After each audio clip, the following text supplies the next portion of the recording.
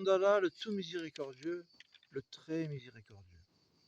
Il t'interroge au sujet de Dur al-Qarnayn. Dit, je vais vous en citer quelques faits mémorables.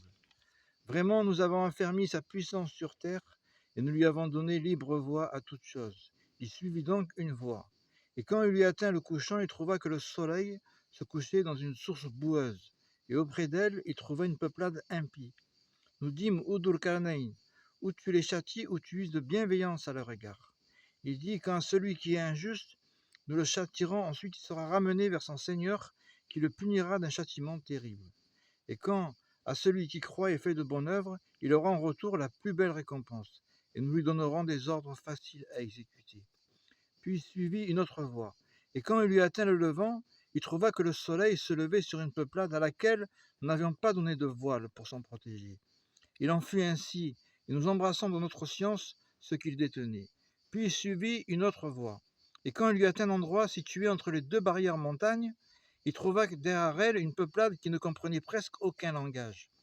Ils dirent, ô Dulkarnaï, les Hadjoudj et les Madjoudj commettent du désordre sur terre. Est-ce que nous pourrons t'accorder un tribut pour construire une barrière entre eux et nous? Il dit, ce que mon Seigneur m'a conféré vaut mieux que vos dons. Aidez-moi donc avec votre force, et je construirai un remblai entre vous et eux. Apportez-moi des blocs de fer, puis lorsqu'il eut comblé l'espace entre les deux montagnes, il dit souffler. Puis lorsqu'il eut rendu une fournaise, il dit, apportez-moi du cuir fondu, que je le déverse dessus. Ainsi, ils ne purent guère l'escalader, ni l'ébrécher non plus.